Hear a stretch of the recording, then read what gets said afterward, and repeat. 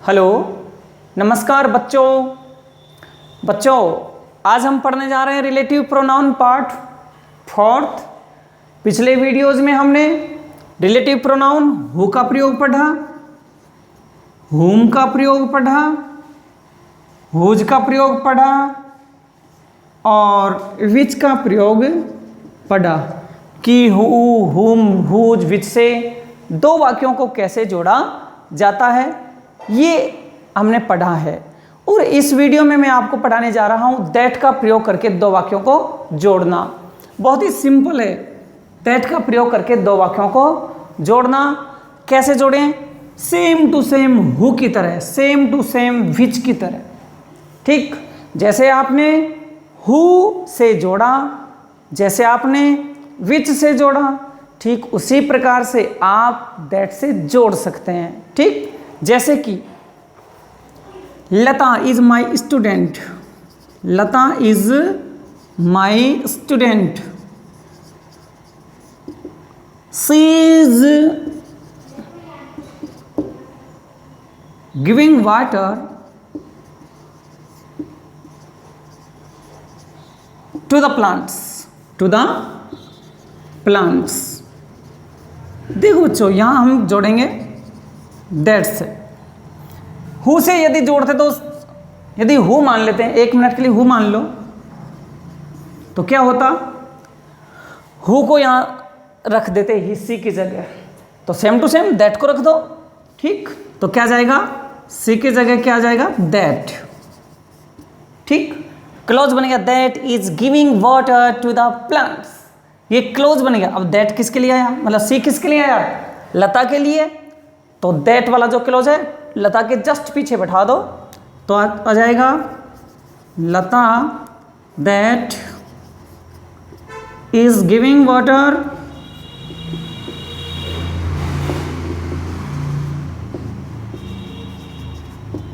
To the plants, to the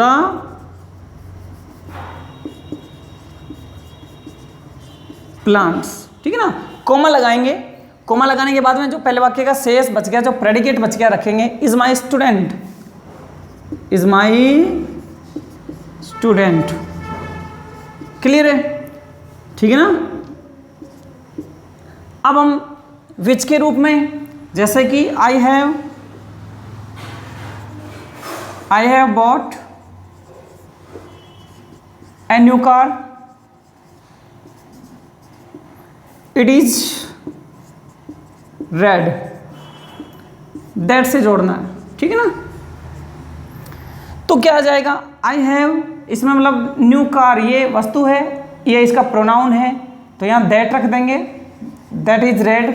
ठीक, car के just बाद में आ जाएगा, तो आपका वाक्य क्या बनेगा? बोलिए, आई हैव बॉट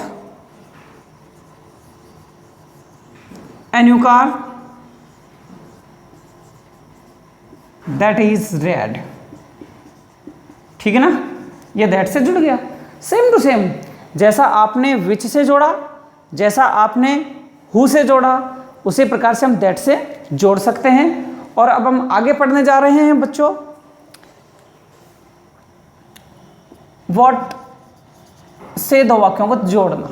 व्हाट से दो वाक्यों को जोड़ना। व्हाट प्राय वर्ब के जस्ट बाद लेते हैं, प्राय वर्ब के जस्ट बाद लेते हैं। ठीक, please do it, I tell you. ठीक, तो इसमें क्या है? प्लीज डू इट या प्लीज डू, यूँ भी आ सकता है। ठीक, आई टेल यू, इट या दैट, और व्हाट से जोड़ो। ठीक है ना। तो करना क्या है? दूसरे वाक्य में यदि इट आ जाए या दैट आ जाए तो उसको तो हमें हटाना है, और व्हाट यहाँ बैठाना है।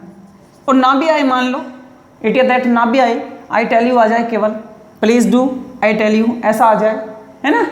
तो आपको क्या करना है? दूसरे वाक्य से पहले व्हाट बैठा देना है और वर्ब के बाद में इसको रखना है, तो आ जाएगा प्लीज डू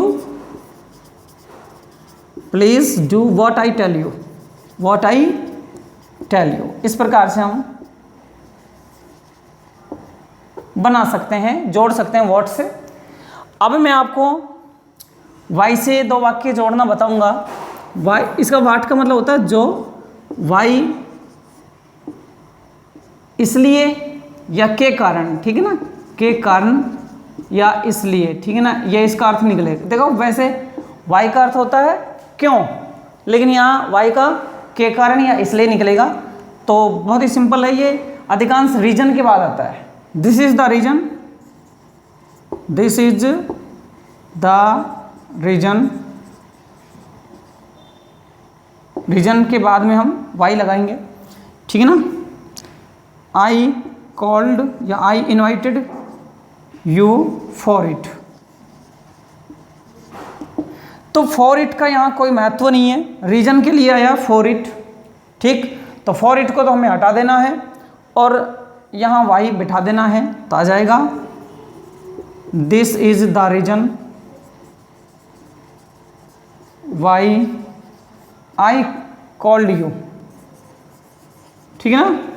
ये हम वाई से हो गया। वाई और वाट वाले मैंने एक एक सेंटेंस समझाया, ये बहुत ही रेयर पूछे जाते हैं, ठीक है ना। बाकी अधिकांश ये हु, हुम, हुज, विच के पूछे जाते हैं, दैट के पूछे जाते हैं।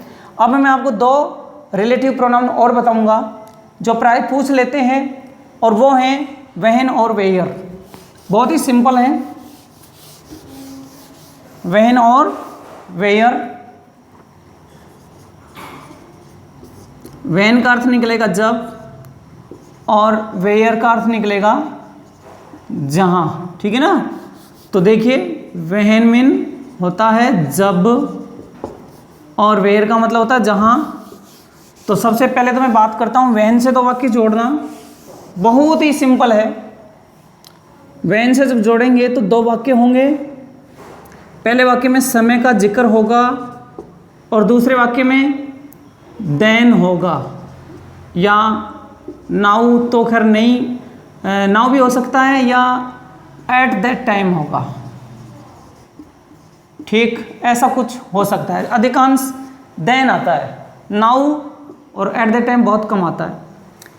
वापस बता देता हूँ, पहले वाक्य व्हेन की बात कर रहा हूँ मैं, ठीक। व्हेन से जब जोड़ते हैं तो पहले वाक्य में क्या है, समय का जिक्र होगा, और दूसरे वाक्य में देन आ सकता है, या एट दैट टाइम आ सकता है, नाउ आ सकता है। आपको क्या करना है, देन हटा देना है, नाउ हटा देना है, एट दैट टाइम हटा देना है, ठीक। और दूसरे सेंटेंस से पहले व्हेन बैठा देना है। दूसरे सेंटेंस, ये कहीं भी हो, इनसे कोई मतलब नहीं, आपको दूसरे वाक्य का प्रारंभ में व्हेन बैठाना है, और उस व्हेन वाले क्लोज को समय के तुरंत बाद बैठाना है, समय के तुरंत बाद। जैसे it was Sunday, it was Sunday, I was born then, ठीक। और व्हेन से जोड़ना है, अब आप ही बता दोगे, है ना। करिए प्रयास, वीडियो पॉज करके आप बनाइए कॉपी में और फिर मिलान कर लेना। तो देखिए it was Sunday, I was born then, तो देन हमने हटाया और व्हेन यहाँ पर लिख दिया, ठीक। तो बन गया when I was born. When I was born कहेगा, समय के पीछे समय संडे है, तो क्या जाएगा, it was Sunday when I was born. Clear, आया समझ में। अब हम वेयर की बात करते हैं, बहुत ही सिंपल है वेयर भी, ठीक है। क्या करना है, वही दो सेंटेंस होंगे। पहले वाले सेंटेंस में किसी स्थान का जिक्र होगा, किसका जिक्र होगा, जगह का, स्थान का। दूसरे वाक्य में हेयर या देयर आ सकता है, देयर अधिक चांस है, ठीक ना। आपको क्या करना है, दूसरे वाक्य के हेयर या देयर को हटाना है, वेयर को यहाँ दूसरे वाक्य के शुरू में ही बैठा देना है, ठीक है ना। और इसको कहाँ बैठाएंगे, क्लॉज बन जाएगा। इस क्लॉज को कहाँ बैठाएंगे आप, जगह के नाम के पीछे, ठीक। जैसे दिस इज माई विलेज,